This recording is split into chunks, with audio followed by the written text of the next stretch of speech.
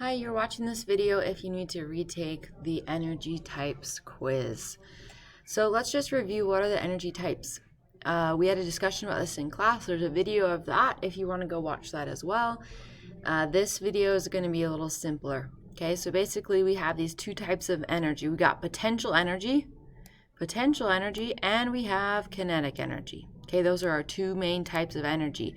So if we go back up here, it shows us that potential energy is the stored kinetic energy, or it's stored energy. It means it's energy that can be used, but it's not being used yet. This image right down here of Wile E. Coyote in the slingshot, when he's pulled back in the slingshot, he has a whole bunch of stored energy that's waiting to be released, but it's not released yet. Okay, kinetic energy is the energy of motion. So anything that is in motion has kinetic energy. So we need to learn there's a whole bunch of different types of potential energy and kinetic energy, and that's what we need to learn and be able to identify. So that's the point of this.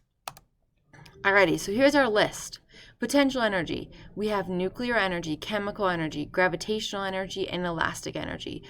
Kinetic energy, we got sound, mechanical, radiant, electrical, and thermal. All right, those are our lists. So let's start at the top.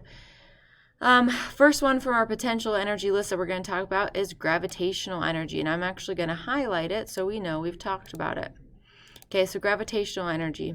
So your slide, gravitational energy, talked about how gravitational energy is potential energy associated with the position of the object. Basically, the higher off the ground the object, the greater the gravitational energy. Okay, this is all about position, it said, position. Okay, so this bungee jumper is a great example. He's standing on this platform. The higher off the ground he is, the more gravitational potential energy he has. So all you got to remember, gravitational energy is potential. They're not moving yet. It's the fact that they're off the ground or something is off the ground, and it has to do with gravity, okay? Because gravity is going to pull them down once they jump. Alrighty, our next potential energy that we have, let's talk about elastic energy. Okay, elastic energy. This is another one that you should be familiar with. So elastic energy is just what it sounds like. It's talking about like an elastic, a rubber band has elastic energy. Okay, elastic energy is stored when objects are compressed and or stretched or generally deformed in any manner. The energy is released when the object returns to its original shape. Okay, so for example, a slingshot. When we pull back that slingshot, we are stretching out the elastic of the slingshot, and as we do that, that slingshot wants to go back to its original shape, the resting spot. So it stretches out, it has a whole bunch of elastic stored energy that's waiting to be used, but it's not being used yet. So elastic energy, think of pulling back a hair elastic. All right, the other type of potential energy that we have. Next, we have what's called chemical energy. Okay, chemical energy is all about the bonds in molecules. So let's look at that chemical energy right here. Okay, chemical energy is stored in the bonds of molecules. Chemical energy is often released during chemical reactions. All right, let's look up what a molecule looks like. All right, so a molecule, we're talking about something like this. Okay, we have a whole bunch of atoms stuck together to make up a molecule.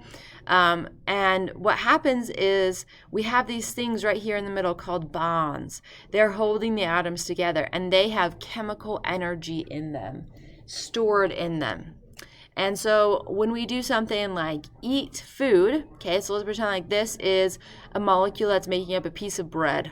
And when we eat that piece of bread, this bread goes to our stomach, and we break it down into this molecule, and then that molecule is taken up by our blood and taken to our cells. And when that molecule gets to our cells can go through a chemical reaction and break these bonds in between these atoms, and when those bonds break, a whole bunch of energy is released. And as that energy is released, that is chemical energy, basically, that was stored in there and then is released and used as a different form of energy. Okay, so chemical energy is stored in molecules. molecules. Okay, awesome. So let's go back to here. So chemical energy, some good examples of chemical energy is when we eat and digest food, we use the chemical energy from food. Another great example is when two ends of a battery are connected, the chemicals are allowed to react inside, and it's chemical energy that's released. So a battery is actually chemical energy. Okay, that's inside the battery, and that is going through a chemical reaction, and that energy released from the chemical reaction is what gives you electricity. Okay, so chemical energy is a battery. Another great example is a fire. Okay, so burning anything is a chemical reaction. It's a reaction between the wood and a reaction between the oxygen in the air, and that chemical reaction is releasing chemical energy. So burning anything, a battery, and digestion are great chemical energy examples. All right, last kind of potential energy. We have nuclear energy. All right, nuclear energy. So if you come back up here, nuclear energy is the energy holding the protons and neutrons of an atom together. Okay, this is the kind of energy that makes it so our sun can burn so hot. It's using nuclear energy by taking two atoms and squishing them together. When you squish them together, it's called nuclear fusion. Okay, we also have nuclear power plants, and we get energy from nuclear power plants by nuclear fission, where we are breaking apart atoms. That's also how the nuclear bombs, the hydrogen bomb in World War II that was dropped on Japan, that was caused by a nuclear bomb. And that was nuclear reaction, where you take an atom and split it apart. So let's look and see, what does an atom look like? So this was our molecule. Okay, here's a great, let's look at what an atom looks like. Okay, an atom is going to look something like this. Okay, where we're going to have some protons in the middle. Those are the protons in the middle, those are the blue ones. Red ones, which are our neutrons, and electrons on the outside. Okay, this is an example of a carbon atom. So all of carbon is made up of, if you break it down in the smallest parts, this is what a carbon atom looks like. And basically what we're saying is that there's energy that's holding these tiny particles together, and that is nuclear energy. Okay, so remember that nuclear energy is going to have to do with the atom. Nuclear energy has to do with the atom and holding those parts all together, the tiny parts. And when we split it apart, there's a whole bunch of energy released, so much that it can be a huge bomb. Okay, chemical energy, the one where we digest, the one where we have chemical reactions, has to do with taking the molecule, which is these atoms stuck together, and we're breaking those atoms apart from each other. Okay, so atom has to do with nuclear, chemical has to do with molecule. Okay, remember that gets confusing. Atom is nuclear, chemical is molecule. Remember that. All right, those are all the types of potential energy. Now we need to talk about kinetic energy. Okay, so let's talk about radiant energy first. All right. Radiant energy, this can also be called light energy. Okay, radiant and light energy. And this is kinetic because light is in motion. All right, so radiant energy is the energy of electromagnetic waves. What does electromagnetic mean? Let's look at that. Electromagnetic spectrum. Okay, there's this thing called the electromagnetic spectrum, and everything that fits on the electromagnetic spectrum is something that has electromagnetic waves. So let's look at that. So let's see, this one looks pretty good.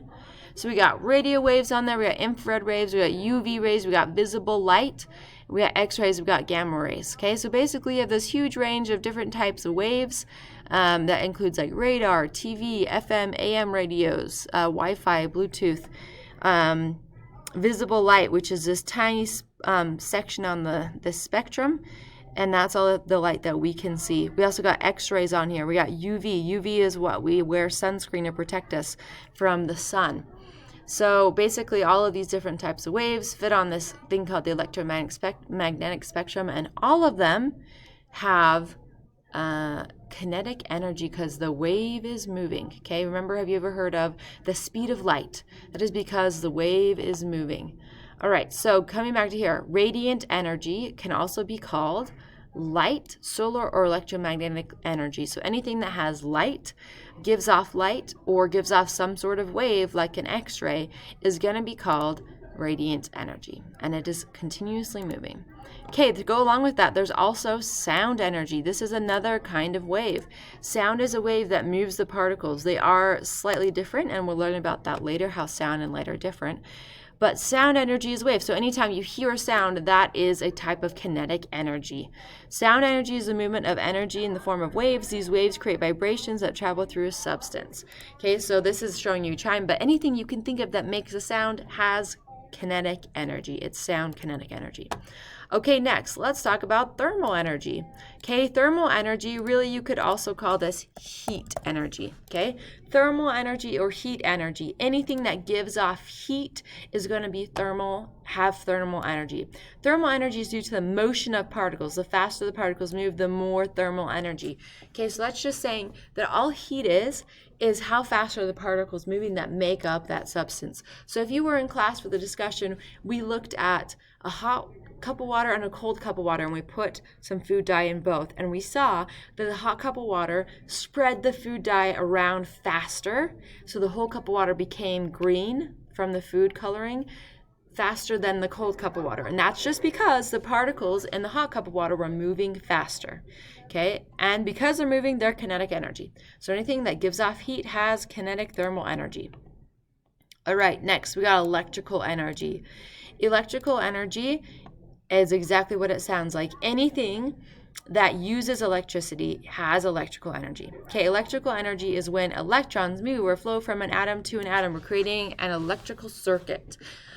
Okay, so lightning is a great example. Basically what happens in lightning, we have what's called the electrons, which are on an atom. So let's go look back at our atom. Okay, so again, looking at our atom, here's our atom. These electrons, they're negatively charged parts of the atom that are on the outside. So these are, remember, atoms make up everything. And these electrons can jump from one atom to another. So if as a neighboring atom, sometimes they'll jump off and hop onto the other. And sometimes atoms will share electrons with each other. And when the electrons jump from one atom to another, then that's when electricity happens. So things that are good at conducting electricity are made up of atoms that have electrons that are going to jump off from one to another really easily. So lots of metals are really good at conducting electricity. So for electrical energy, all you have to think about is anything that uses electricity, like we have to plug it into the wall to an outlet, use electricity. Or think about like a light switch. When I turn on a light switch, we are connecting the circuit, the electrical circuit, so electrical energy can run. When I turn off a light switch, we're breaking that circuit so electrical energy can't run all the way through. Okay, so electrical energy has to do with electricity. The very last kind of kinetic energy is mechanical. Okay, mechanical energy. So I come to here. All right. Mechanical energy is the energy of an actively moving object due to its motion or its position or both. Okay, this one is the most confusing one, but actually the easiest. Mechanical energy is basically the same definition as kinetic energy. Okay, kinetic energy we said was the energy of motion, and this one we're saying mechanical energy is energy of an actively moving object. Okay, so they pretty much have the same definition. So here's how you're going to think about it. If you know something is moving, like you know something is moving in a scenario. Let's say like somebody's riding a bike down a hill. Okay, you know that bike is moving, and you're going to come through this list. You're like, I know it's kinetic energy because the bike is moving. You're going to go through this list and you're going to say, okay, is it sound energy? No, it's not sound. Is it a form of light? No, it's not. Is it a form of electricity? No, the bicycle is not. Okay, is it a form of heat? No, it's not. Okay, then it has to be mechanical kinetic energy. Mechanical kinetic energy. So again, mechanical energy is your catch-all of kinetic energy. If it's not sound or light or electricity or heat, then it is mechanical kinetic energy. So a lot of the examples you think of when you think of kinetic energy are actually mechanical kinetic energy. Okay, that's the one that most students forget, so remember it. Mechanical kinetic energy. All right, you should be ready to now go take the retake. Let me know if you have any questions.